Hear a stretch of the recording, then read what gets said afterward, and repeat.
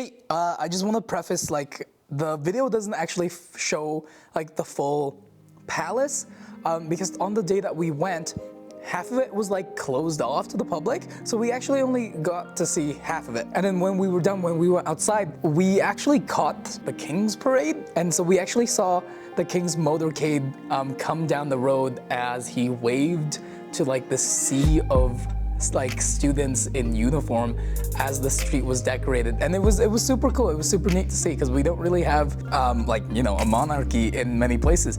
Yeah, so I just wanted to preface that. The sun rays drenched the area, teetering on the edge between hot and oppressing. The courtyard was well kept, with pockets of shade from the surrounding trees. Buildings dotted the place, and pretty soon we were taking off our shoes to enter one that was close to us. The room was smaller than you'd think. Most of the room itself was filled with statues and carvings, big and small, leaving only a small walkway so that you can pass through. The Buddha statues were arranged neatly on the sides of the room, with other ornaments whose true meaning was lost on me. But there was a decorated cow and leaves painted to look like silver and gold.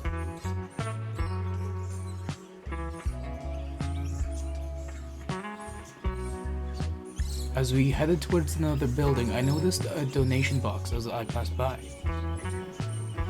It looked like it was inside of a crevice, but what I thought was neat was not only the sculptures inside, but the carvings that looked like it was made from the very stone surrounding it itself. A welcome breeze swept through the area as I took a final look at the carvings and wondered if their architects were still alive today. We soon entered a much larger building, grander than the last, but cameras weren't allowed inside, so I guess you'll just have to come see for yourself. Later, after catching some shade, we continued our journey.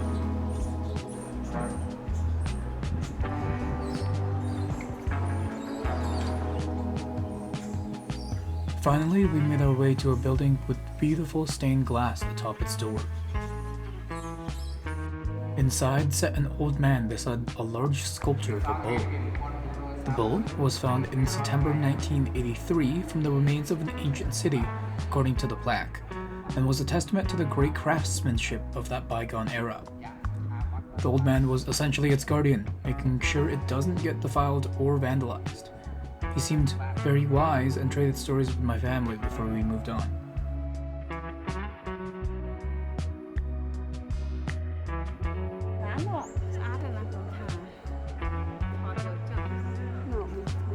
There were also pedestals with intricate patterns woven into them. From what I understand, they were used to transport venerated items like Buddha statues.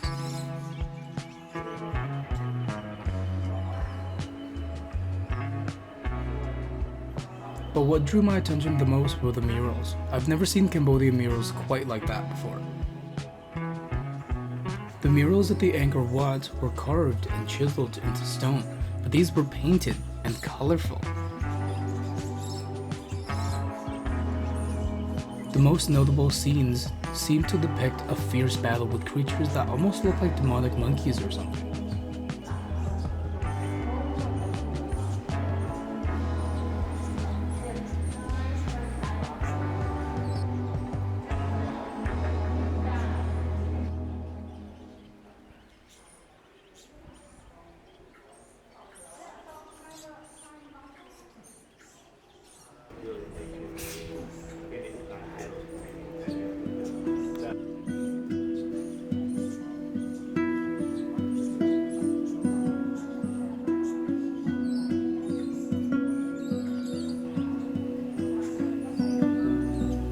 Later, we came across a small replica of the Angkor Wat, or at least what it might have looked like at its prime.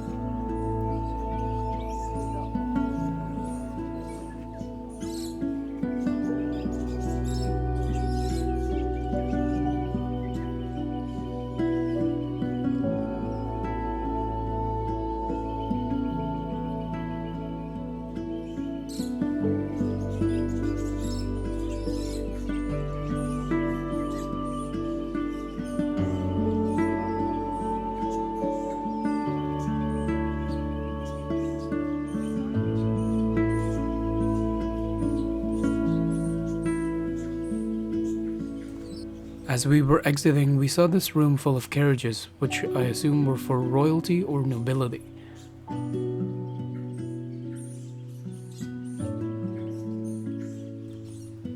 There was also this figure of a many-armed god, which I assumed might be Shiva. Overall, it was a good walk and it was interesting to see, but our day didn't end there.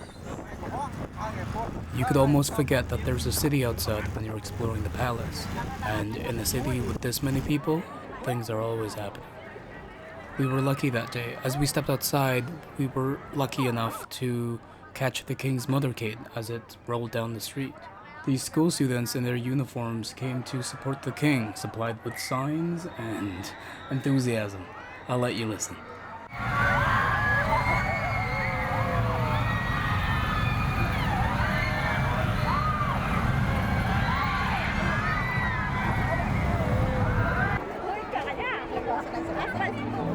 After that, we decided to take a stroll by the riverside and see the palace from the outside for a little bit, and then we headed home.